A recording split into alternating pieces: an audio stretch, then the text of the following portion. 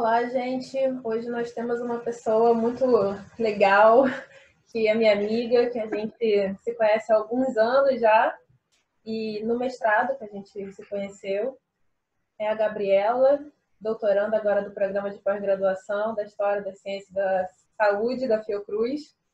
E eu queria saber, a gente vai apresentando, né, os alunos, os professores, vai vir aqui a Cristiana Facchinetti. Então, a gente está apresentando as pessoas de uma linguagem mais acessível.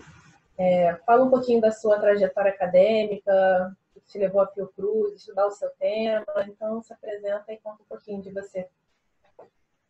Bom, em primeiro lugar, muitíssimo obrigada pelo convite, Pri. Eu fiquei muito lisonjeada, nem acreditei quando você me convidou, e é um prazer, porque esse movimento é de falar de forma mais acessível das nossas pesquisas e tudo mais, é uma bandeira minha, inclusive, estou terminando a tese, mas enfim, vou começar falando que eu sou formada em História, daí eu fiz iniciação científica já na casa de Oswaldo Cruz, eu sempre fui envolvida com, principalmente, História das Ciências, nunca trabalhei com História da Medicina. Geralmente, eu sempre trabalhei com História da Cartografia, especificamente. Daí fiz iniciação científica lá, e o que foi quase uma consequência para fazer o mestrado. Depois disso, eu fui pesquisadora bolsista no Museu de Astronomia e Ciências Afins, ainda trabalhando com História da Cartografia no Brasil republicano. E depois voltei para o mestrado, só da turma de 2015. Acho importante dizer que eu tive problemas de depressão durante o doutorado, e as pessoas que passam por isso não se sintam únicas, e é cada vez mais comum, né, os pós-graduandos. Atrasei devido a isso. Dando uma informação que a FRJ está se reunindo, criando um grupo quase como Alcoólicos Anônimos, porque é um grupo de pessoas que têm problemas, a pós-graduação adoece mentalmente a gente, então é um grupo de apoio para quem sofre com a tese. É um processo muito solitário, que a gente fica em casa só escrevendo, e isso adoece muito as pessoas. E estou terminando, estou bem no finzinho, e devo defender no máximo em um mês e meio. E daí é bom que eu já posso fazer um panorama da pesquisa completo para vocês. Primeiro, eu resolvi fazer uma trajetória, trabalhar numa pesquisa, numa biografia, né, numa trajetória, um cartógrafo da Comissão Rondon. Uma vez que o imaginário da Comissão Rondon são as florestas, ele está nas aventuras, fazendo medições e tudo mais, e ele já é tipo diferentão, porque ele é um cartógrafo de gabinete, ele não vai para campo. Uma questão também, quando eu estava falando da linguagem, é que a minha tese ela é escrita na primeira pessoa. Eu descrevo a minha relação com os documentos, porque eu optei por eles. Eu tive total apoio dos meus orientadores, né?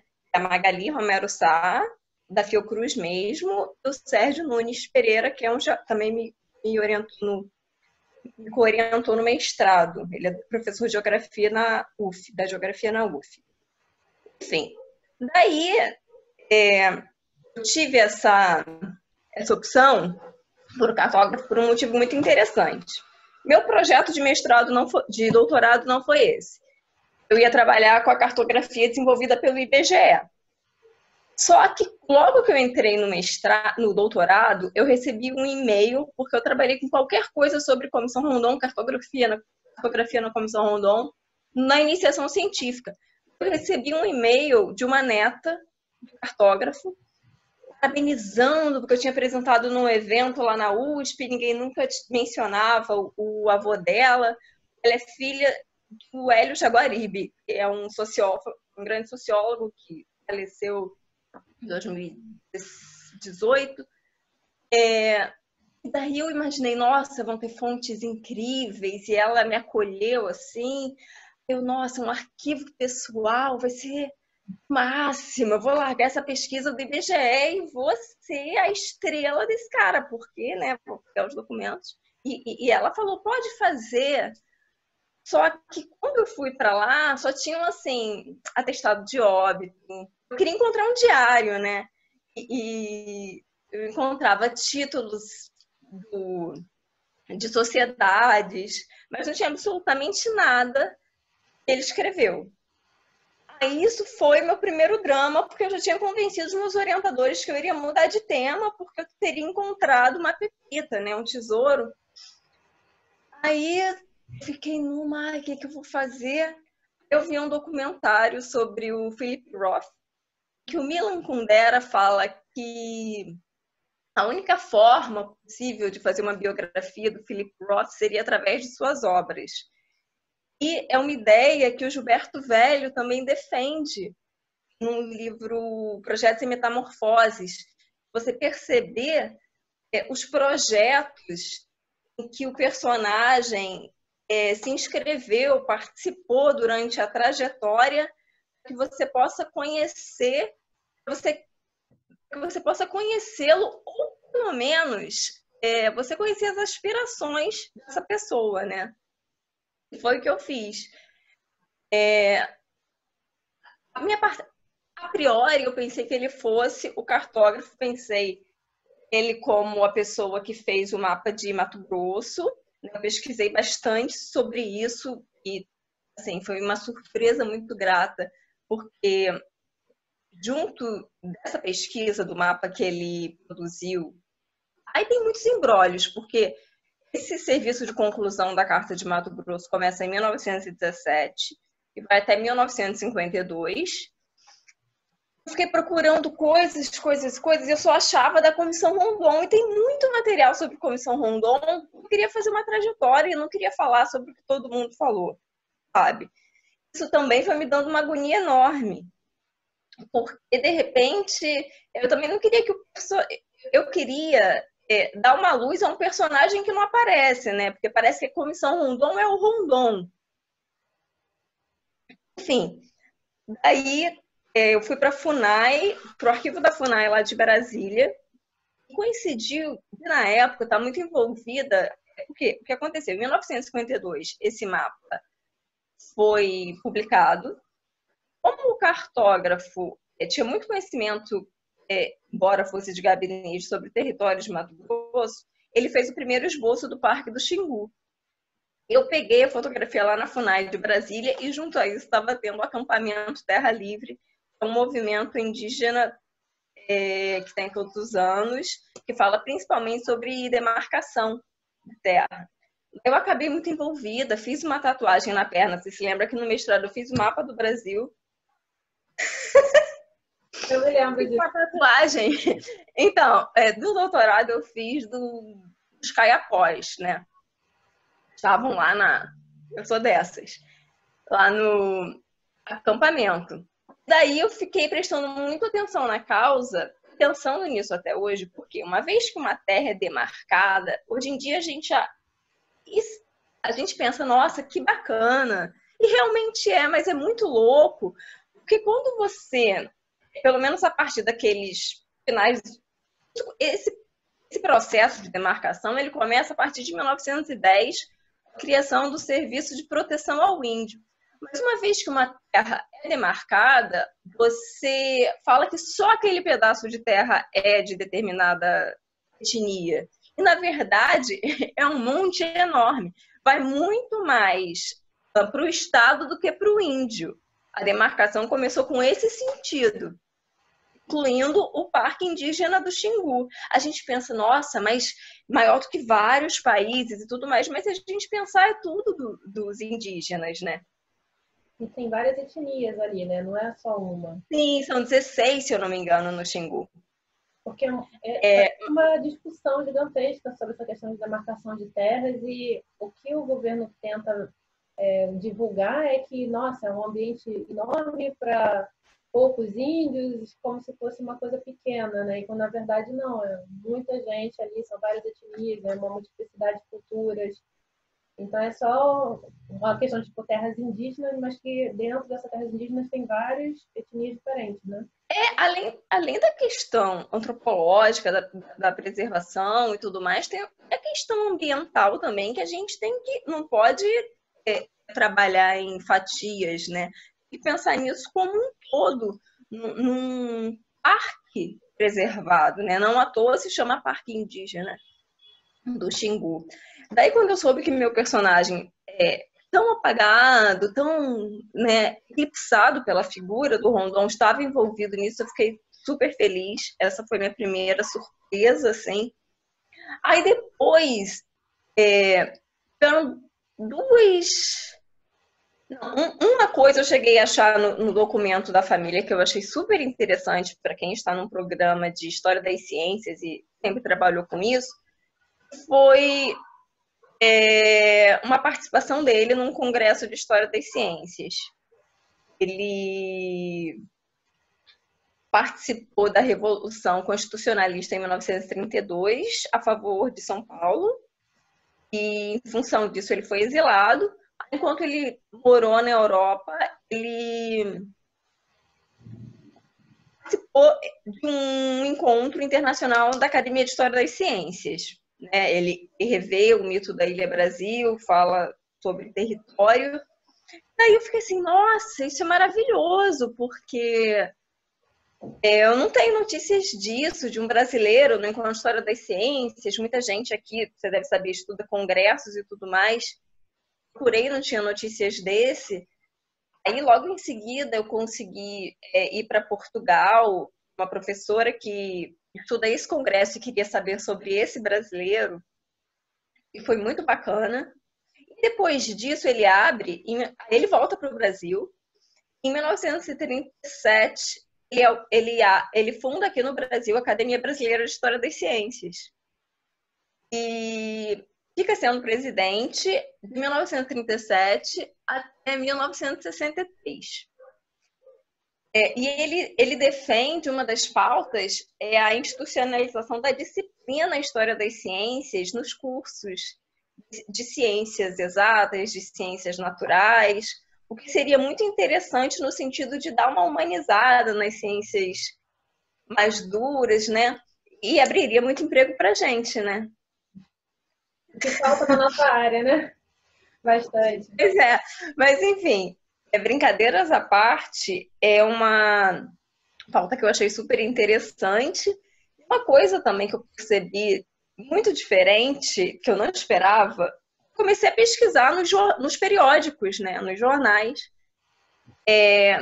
que ele também fundou em 1900 ele foi presidente de uma sociedade vegetariana em 1917. Assim, óbvio que tinha fundos eugenistas no meio disso e tudo mais, né? Mas porque é aquela coisa, né, do Bourdieu, a gente não pode também analisar o indivíduo sozinho e achar que ele era... A gente tem que pensar quem frequentava, o que os intelectuais estavam fazendo. Não foi ele que descobriu a pólvora, existia também várias outras pessoas vegetarianas que tinham um discurso que purificava o sangue. O engraçado é que quando a gente estuda o início do século XX, todo o que eu estudei no caso de psiquiatras, né? Todo aquele discurso eugenista, na nossa época, quando a gente fez o mestrado, parecia um discurso tão distante da gente, e agora a gente vendo um retorno ao discurso... Surreal! Eu falei assim, gente, o que está acontecendo? Parece o Renato Kell, sabe? O que está havendo no mundo? E aí você vê, nossa, como o nosso trabalho, que é de história do início do século XX, está sendo totalmente as retóricas sendo revistas agora, né? Tipo, a gente vê de novo um discurso parecer a pessoas, discurso de matar pessoas, determinadas pessoas têm que morrer para o progresso da nação continuar. Então você vê que o negócio, a história, às vezes a gente acha que tem um progresso, uma linha ascendente, mas na verdade é um altos e baixos, né? Um ciclo, vai e volta, né? Não vai para frente de uma vez. Mas, claro, com diferenças, né? Não é totalmente o passado, mas... Sim, tem seus nuances. Nessa sociedade dos vegetarianos, eles não eram tão escrachados nessa parte eugenista. Era uma questão realmente de defender que você não ficaria mais doente, que você teria uma vida melhor. Um discurso parecido com os vegetarianos de hoje.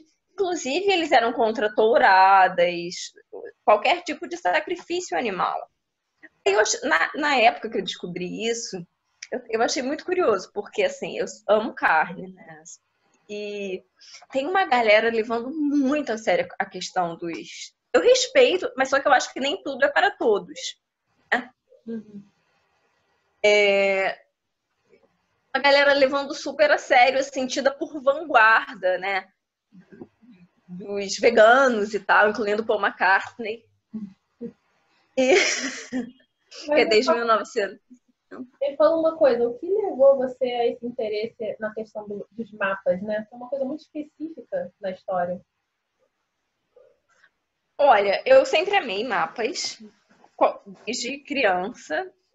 Eu gosto da geografia dos lugares, assim, de pensar que o mapa, na verdade, não é como qualquer outra fonte, no sentido de as pessoas acham que o mapa é a verdade. O mapa ali é uma Olha um disputa, mapa. né? É uma disputa de territórios, é uma disputa de pessoas dizendo isso aqui é Sim. meu, isso aqui é seu. Então é uma disputa ali. E tá sempre modificando também. Exatamente.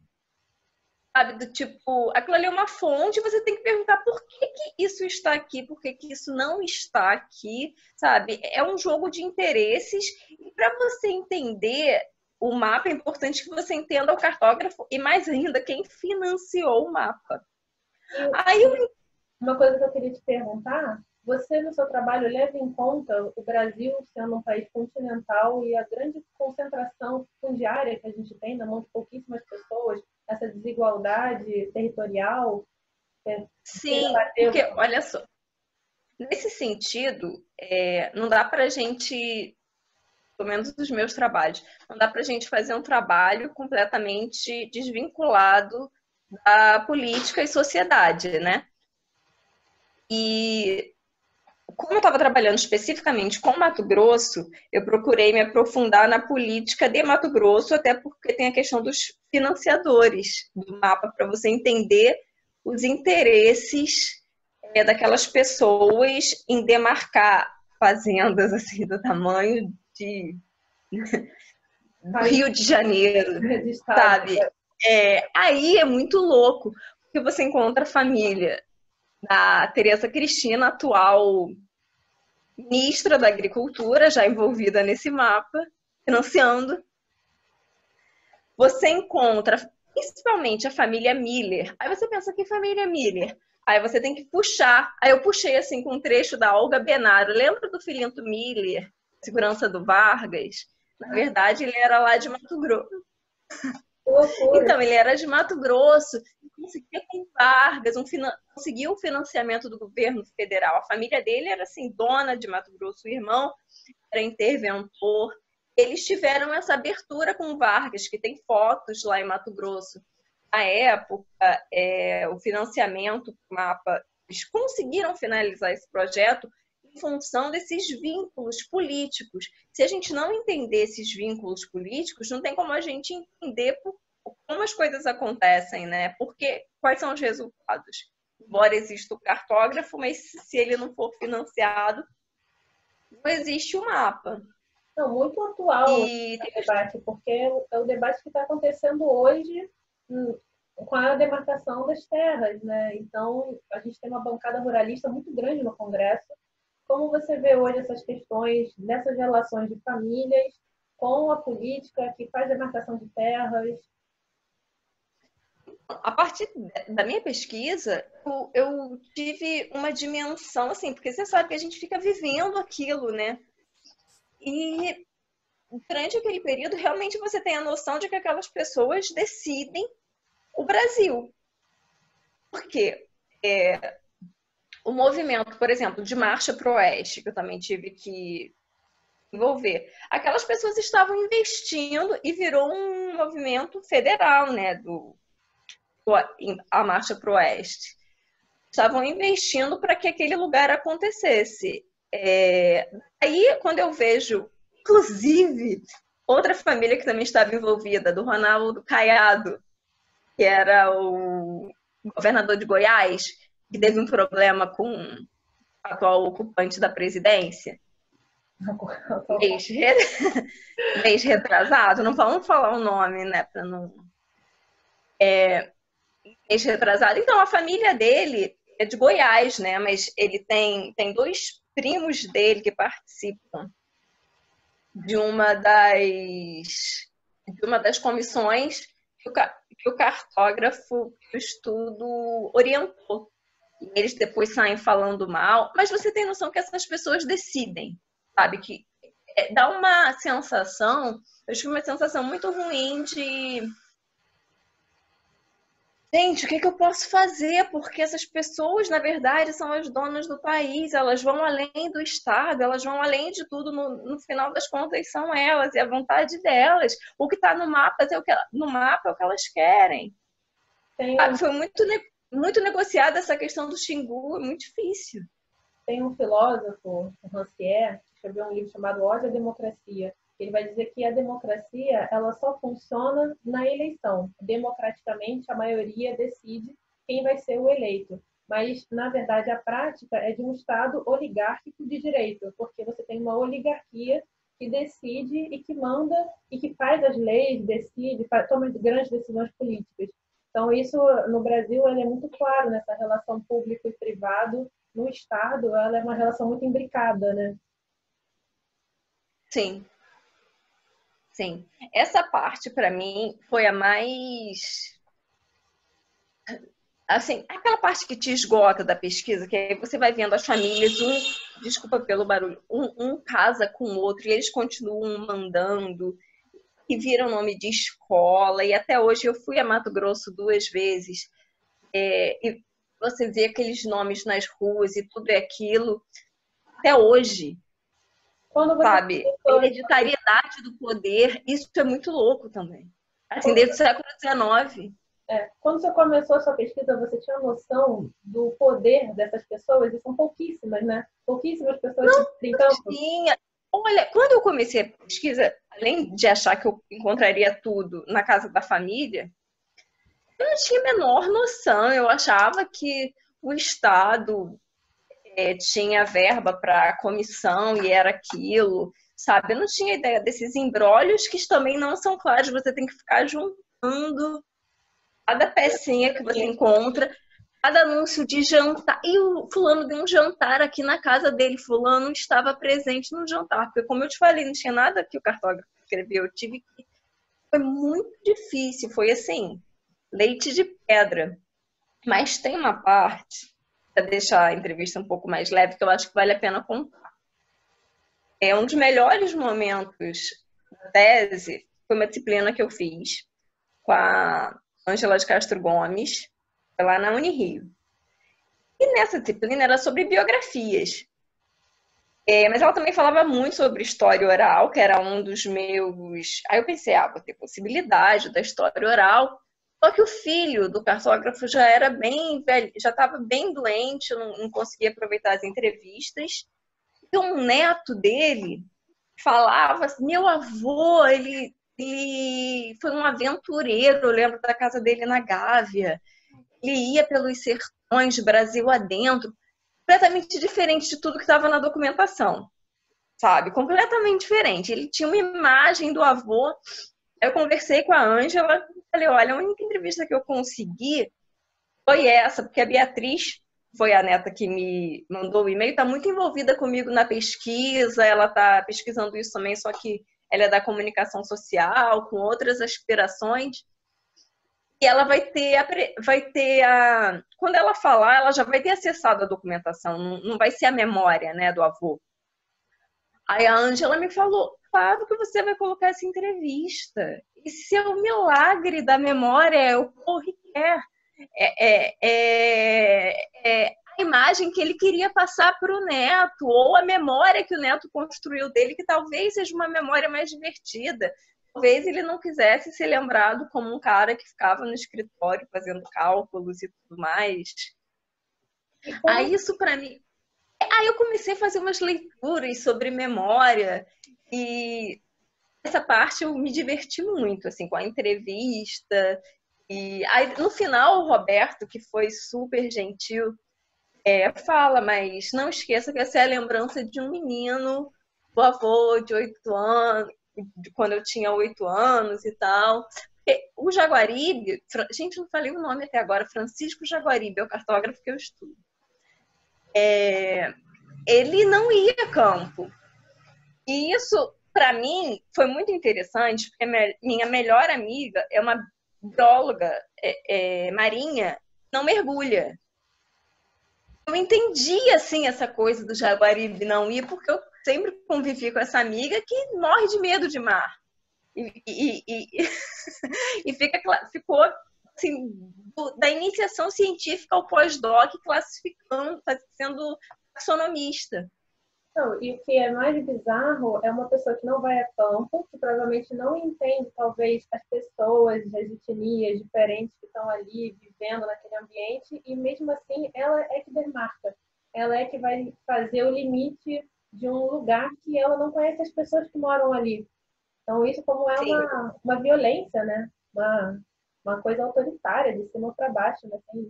Sim, é claro que ele partiu de depoimentos, de declaração, porque quando ele faz isso, para você ver, ele está sob a tutela do Conselho Nacional de Proteção ao Índio, né? Assim, mas de fato você tem toda a razão, ele não tinha esse conhecimento de pensar, olha, mas isso aqui não vai ser tão legal. Lembra um pouco o imperialismo na África, né? Uhum, total. Você vê os territórios ali riscados, bonitinhos, né? E aí dá para, a partir do mapa, você entender muito toda. Mas o mapa, assim, sem querer ser advogada, O seu sardinha pro mapa. do meu personagem, mas assim, é o primeiro mapa que você tem que vai ter etnias demarcadas no mapa. Você tem, olha, esse espaço do Caiapó, esse espaço é de outra etnia, entendeu? Isso eu acho que para 1952 já foi bem revolucionário. Tanto que o Darcy segue essa escola, né? O Darcy Ribeiro. Mas eles vão aperfeiçoando. Acho que uma coisa legal que você tocou, e é uma coisa que assim, a gente que dá aula para colégio, a gente tenta mostrar muito para os alunos, é o nível de desigualdade social que a gente tem no Brasil. E quando você está falando de demarcação territorial, a gente tem uma desigualdade territorial gigantesca, né? A gente tem pouquíssimas pessoas. O Brasil é um dos países de maior concentração de agrária, né? Então é bizarro quando você vê as estatísticas de concentração agrária, você fica assustado de como tão poucas pessoas conseguiram ter tanto território. Isso é uma coisa que o seu trabalho Sim. demonstra que é fundamental e isso não é tão esclarecido, né? Você vê lá no Congresso a quantidade de... Eu acho que, de certa forma, o Centro-Oeste é meio que, sei lá, o Acre do Brasil, com exceção de Brasília, mas as pessoas não se debruçam tanto. Porque aquilo ali realmente, a questão dos latifúndios, eu acho que é a região onde você tem isso de forma mais surreal, Goiás e Mato Grosso, principalmente. Realmente, e isso para a gente não fica muito claro quando a gente está falando de um problema, por exemplo, o Movimento Sem Terra. É meio que inacreditável que um país tão grande, continental, sofra de problemas de movimento sem terra. É quase, nossa, é meio absurdo, né? Sim. E o Brasil é gigante, embora a população também seja muito grande, mas assim, você vê. E numa dessas viagens, eu fiz junto com a neta do cartógrafo, foi uma road trip, sim, muito bacana. A gente poder ver os locais em que a Comissão Rondon fez a demarcação dos telégrafos e dali passaram para o Jaguaribe. Explica para quem não Assim, conhece a Comissão Rondon, assim, por alto, rapidinho. a Comissão Rondon foi uma iniciativa do início da República, de 1907, se chama não à toa a Comissão das Linhas Telegráficas e Estratégicas de Mato Grosso até Amazonas. A ideia, a priori, seria levar o telégrafo, né, o fio telegráfico, chefiada pelo Rondon, que virou um mártir das comunicações. E só que junto ao Rondon foi uma comissão também com caráter muito científico. Tá? Foram botânicos, zoólogos, etnógrafos e contribuíram com material que, infelizmente, estavam no Museu Nacional. Muito material da Comissão Rondon dessa parte. Assim, ainda tem um nozinho. Muita coisa foi para o Museu Nacional, da Comissão Rondon. Esses cientistas acompanharam o Rondon numa dessas viagens, o Roquette, que estava presente. Enfim, é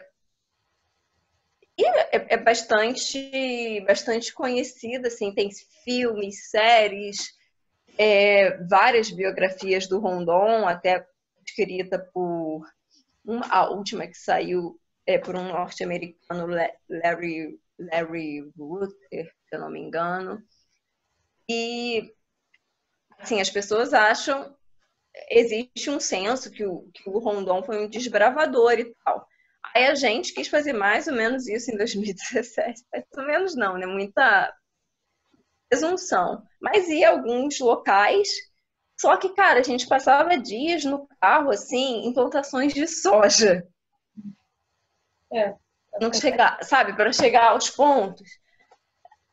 No mar, assim, você só via soja. Bizarro. É claro que tinha alguns lugares belíssimos. Eu me apaixonei principalmente pelos rios e entendi o fascínio do Jaguaribe, depois fazer toda uma questão com os rios. Mas a questão do agronegócio é muito surreal. Tem cidades, teve uma cidade que eu comecei a passar mal de enxaqueca porque a cidade fedia tanto, acho que de um agrotóxico que eles usavam, os habitantes não sentiam mais. Quando você chega, Sapezal é uma cidade que fica ao lado de uma cidade que a MAGE, a indústria, é uma cidade da MAGE. Tudo lá é para isso. E assim, você sente um cheiro horrível, as pessoas não notam mais, você passa mal. Às vezes acontece dos recém-nascidos terem problemas com leite materno, eu li notícias a respeito disso. Não, tem um documentário, não sei se é um documentário, mas mostra o uso de agrotóxicos em Bangladesh e como as pessoas começam a nascer com problemas mentais, problemas de motores, né? Então, é muito bizarro ver que o agronegócio está tão forte, né, no país e as leis elas acabaram sendo flexibilizadas para o uso cada vez maior de agrotóxicos e a gente já começa a perceber isso no mercado. Eu comprei um tomate que a gente está pedindo delivery, né? E o tomate chegou, é o maior tomate que eu vi na minha vida. Era um tomate gigantesco. Então eu falei assim, gente, mas isso só pode ser agrotóxico pra caramba, porque o tomate cresceu, assim. Então, realmente, a gente está sendo... A gente está ingerindo veneno. A gente está sendo envenenado. É um projeto de, tipo, vamos vender e se as pessoas morrerem, aí as pessoas que têm mais dinheiro conseguem comprar um produto orgânico. E aí você começa a diferenciar, né? Os pobres vão morrer porque não comem produto orgânico e a pessoa que tem dinheiro vai comprar o orgânico. E é horrível isso, né? O capitalismo quer vender, quer produzir, quer vender cada vez mais e as leis são aprovadas e a saúde da população é deixada de lado. Sim, e no final das contas, essa questão social também, eu acho muito relevante quando você faz um estudo biográfico para pensar na questão da meritocracia. Eu acho que é importante você colocar as condições em que o seu personagem nasceu. Sabe? Do tipo, mas ele foi um cartógrafo, ele foi presidente disso, daquilo, mas vamos ver as condições. Aí você percebe, o avô dele era visconde, o pai era conselheiro da princesa Isabel, ele foi um homem do século XX, sabe? Mas aí você vê essa rede de privilégios mesmo, sabe? Eu também achei muito importante colocar isso, né? Tipo, produziu isso, foi bacana, você tá vendo um personagem não óbvio, mas por mais que ele não seja não óbvio, ele conseguiu produzir coisas bacanas, coloquei ele na tese, porém, no entanto, todavia, ele veio de uma família que proporcionou que ele fosse esse homem. Eu acho fundamental que a gente pense nisso também. Gabi? Gravando.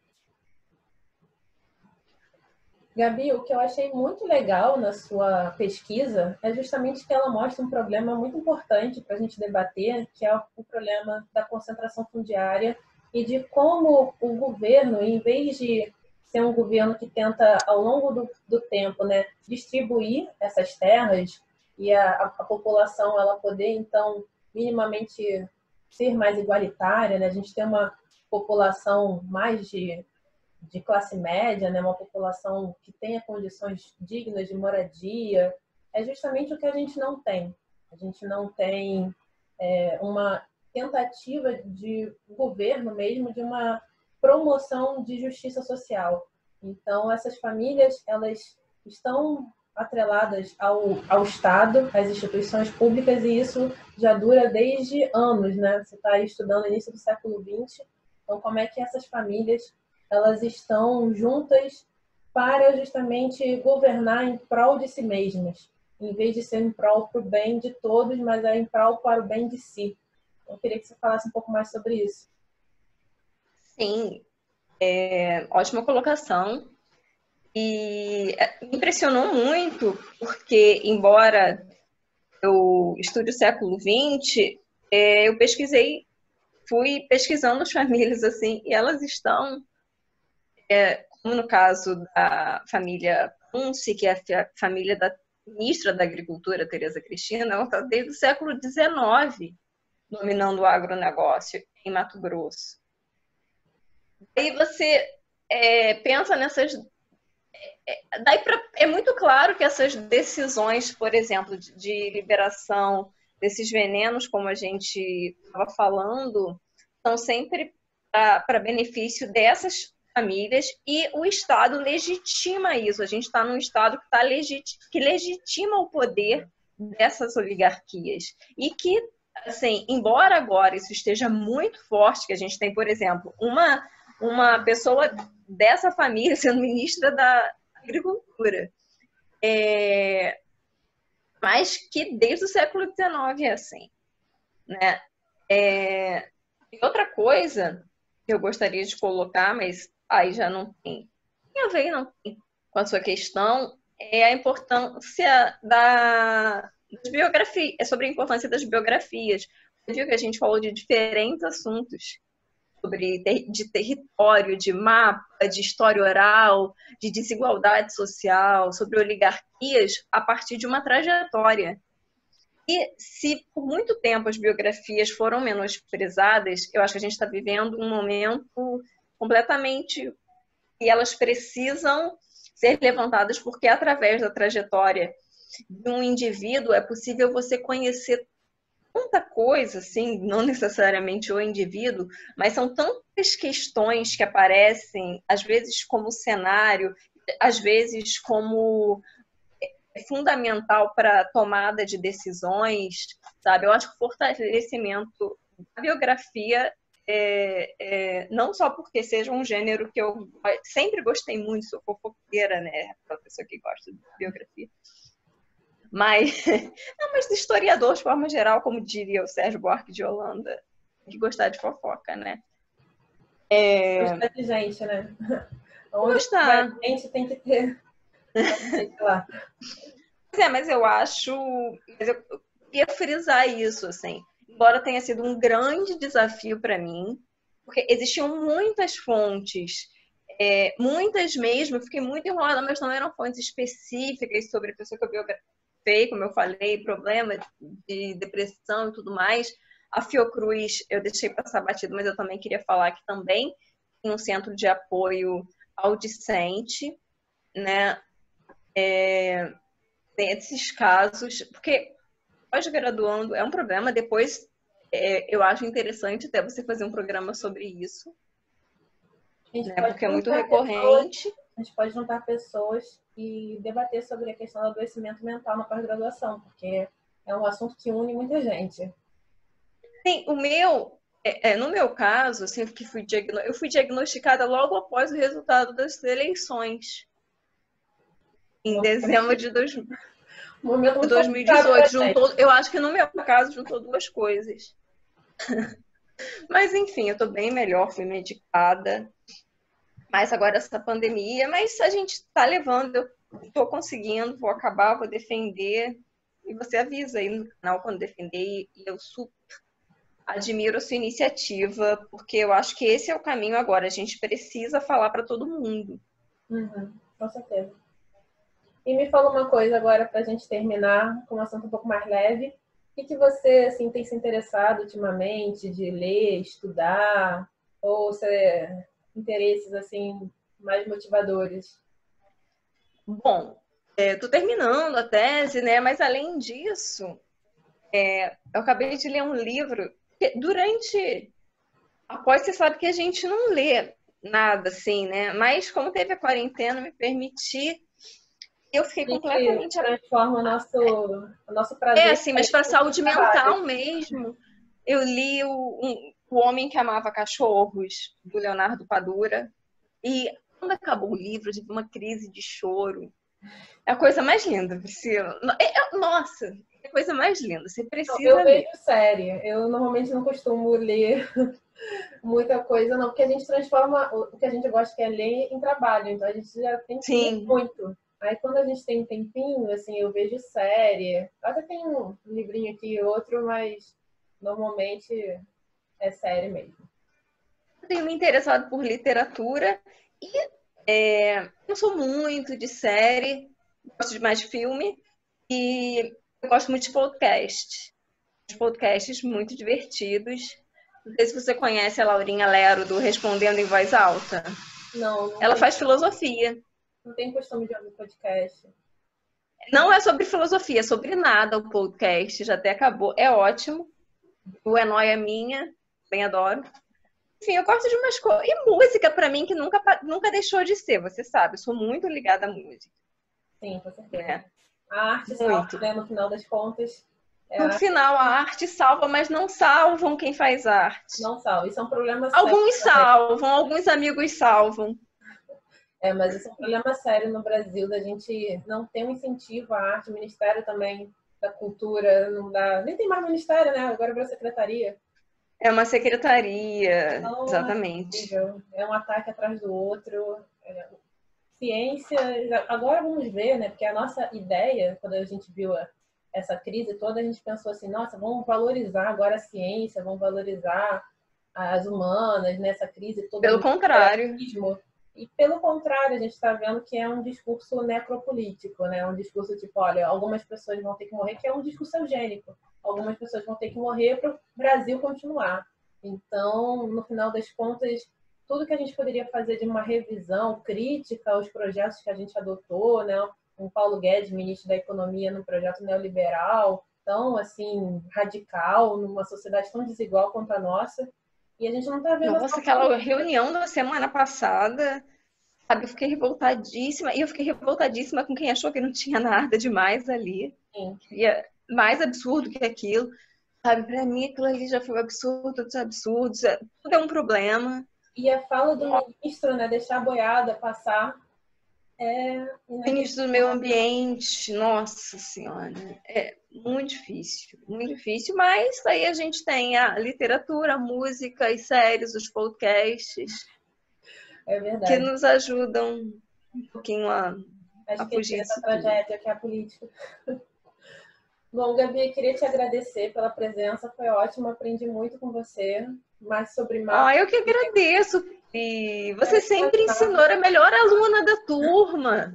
Melhor aluna da turma de mestrado, exemplo.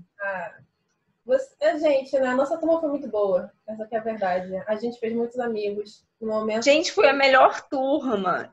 foi a melhor, desculpa todas as outras turmas, mas a minha turma de mestrado, quando passavam, vou contar um segredinho, quando passavam textos em francês, a turma dividia o texto para que todo mundo traduzisse um pedaço e a gente juntava os pedacinhos. Não, isso é maravilhoso. Isso era... Tem uma união muito grande que às vezes é difícil no programa de pós-graduação. A gente se ajudar, a gente não ter essa competição, que às vezes fica numa competição, né, de quem é melhor, quem sabe mais. Aquele ego. E a gente não, a gente estava ali querendo aprender, querendo realmente entender os textos, e isso é muito bom numa pós-graduação, você poder... E a parte mais legal são as aulas. Para mim, a parte mais legal de estar doutorado são as aulas, é o debate, é a conversa. Por isso também que eu quis fazer esse canal, né? Que é um meio da gente poder conversar, porque tem séculos que a gente não conversa, séculos que a gente não se encontra. Verdade. E a parte mais legal é a troca, né? A troca de você pesquisa uma coisa, eu pesquiso outra, e no final das contas o que eu pesquiso tem, às vezes, coisas parecidas com o que você pesquisa, né? Uma questão para mim muito grande é a questão da desigualdade social, a questão da justiça social. E aí você pesquisando mapas, você consegue falar sobre isso também. Então, de modo geral, as coisas elas se comunicam. E é muito bom a gente poder trocar ideias, porque isso é o pensamento refletindo e a gente pensando juntos. Não dá para a gente pensar sozinho, isolado. E acho que é a parte mais difícil de escrever a tese, né? Porque a gente fica muito tempo sozinho. A gente tem 1 ano e meio de aulas e são 4 anos de doutorado e a gente fica muito sozinho. E aí só tem apoio dos orientadores. Mas mesmo assim, é péssimo ficar em casa sozinho, tendo que escrever. A gente às vezes perde o ânimo de abrir o arquivo, de escrever pela solidão. Então, acho que é fundamental para a gente ficar produtivo, a gente estar em contato com outras pessoas que também estão na mesma situação que a gente. E aí a gente se motiva, assim, a gente unido é mais forte, né, do que... com certeza. Então, bom, muito agradeço de novo pelo convite, adorei, Pri, adorei mesmo. O trabalho é maravilhoso, tem uma importância política muito importante, é fundamental a gente discutir essas questões que você traz no seu trabalho. Então, às vezes, a gente se sente um pouco desmotivada, pensando, poxa, só meu orientador vai ler, só minha banca vai ler, quando, na verdade, é um trabalho de uma importância social. É importante que isso chegue em mais gente. Então, às vezes... Mas é importante frisar não escrevi esse tipo de coisa na minha tese, tá? Não escrevi mesmo. Mas eu uso coloquial, tá valendo. Eu fiz a minha tese para o meu pai e para minha mãe, são pessoas muito simples, lerem. Meu objetivo era esse, que eles lessem minha tese. E é isso, às vezes falam, eu penso que talvez ele tenha achado isso, não sei. É assim, sabe, não é achar, é importante, não tem esses bordões acadêmicos que eu acho que já deu disso. Acredita-se. Cara, quem acredita? Você tá ali com o teu trabalho, sabe? E mal bem é a sua seleção de fontes, que você escolheu, que Sim. você selecionou, que você deixou fora. Porque eu fiz isso no meu mestrado, até porque no mestrado, cara, a gente segue a norma ali. E quando eu vejo a minha dissertação, eu não me reconheço. É porque é muito impessoal, né? Você tem que falar de como... Sim, eu não me reconheço. Isso jamais... A minha tese pode estar muito ruim, mas sou eu. Uhum. Porque no final das contas tipo, se tá ruim, mas pelo menos fui eu que escrevi, pois sou eu. Palavras, não é aquele academicês, né? Sim. Não, isso que é legal. E eu acho que a gente da academia também tem que começar a usar os espaços da internet. Transformar a nossa pesquisa numa linguagem comunicável para uma galera que usa o YouTube, que aprende pelo YouTube, que muitas vezes vê mais vídeo na internet do que lê livro. Então, acho que a gente tem que começar a usar esses ambientes para divulgar o conhecimento dito acadêmico para um público maior. Então, acho que às vezes, a partir de uma divulgação, desperta o interesse de ler tudo. Com certeza. Acho que uma pessoa agora vendo o seu vídeo pode se interessar muito mais pela questão da cartografia, porque eu mesma não tinha muita essa noção do mapa e tal, porque às vezes a gente naturaliza que o mapa é assim, as coisas são assim, tipo, parece que alguém decidiu, já nasceu pronto. E na verdade não, né? Tem uma história ali por trás. Então, sim, um jogo de interesses muito forte. Disputa de poder, de dinheiro, de tudo, né? Sim. Isso tem que... é fundamental. Gostei muito de conhecer seu trabalho. Fico muito feliz aí. Espero que você termine muito bem. E eu quero ler depois, quando você terminar. Oh, obrigada, Pri. Vai ser ótimo. Obrigadão, Gabi, pela entrevista. Um beijo e parabéns pelo canal. Parabéns. Beijo. Beijo.